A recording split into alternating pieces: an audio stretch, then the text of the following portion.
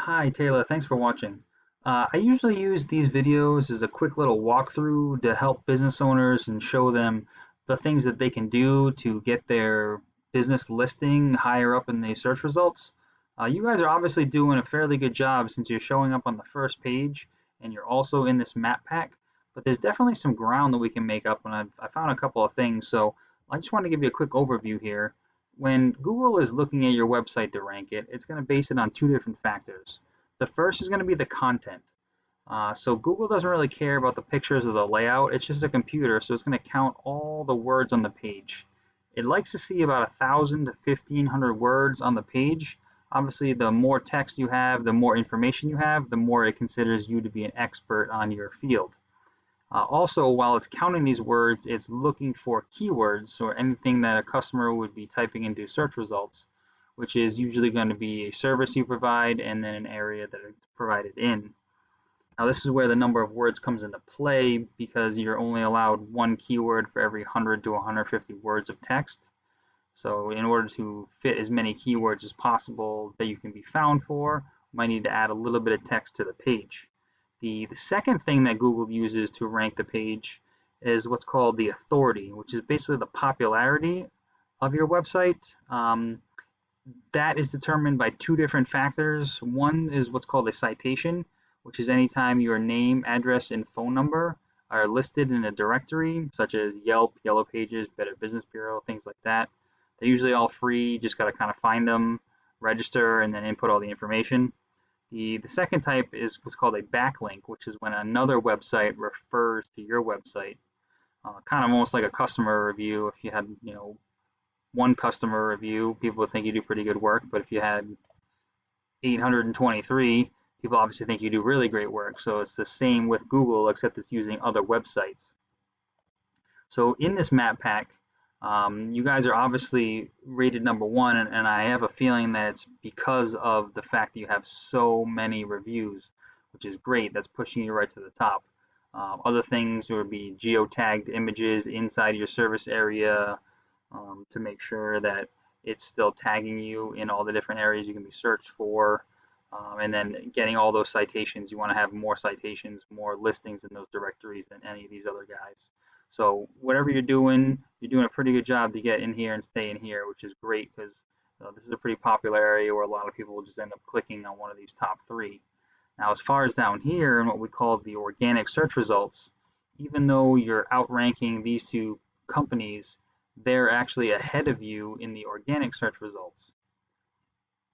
So to kind of show you what's going on behind the scenes, I can plug your website into this program I have called Ahrefs, and it shows me what Google sees when it crawls your website on the factors that it's going to rank you. So it's finding 355 keywords and 130 other websites that refer or link back to your website. For example, if you had like a local news channel do an article on like the top 10 roofing contractors in Massachusetts, and they had a link that a reader could click on and it would bring them to your website, that would be considered one referring domain back to your website. So just as a quick overview, even though these guys are beating you in the organic search results, they actually have less referring domains, less referring websites going back, similar amounts of keywords. So I think this is where you have some ground that you can make up. Where if we're looking at these keywords that you're being found for, and then there's the volume, which is the number of times that they're being searched per month. So if we look at you're in first position, meaning that you'll be on the very first listing on the first page of Google for people searching specifically, obviously, for your name. That usually always comes up first.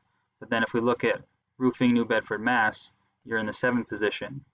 So this is where the other companies are beating you by having those keywords rank higher, so that way they're showing up in search results higher than you, even though you have more power than them because you have a lot more links going back to different websites.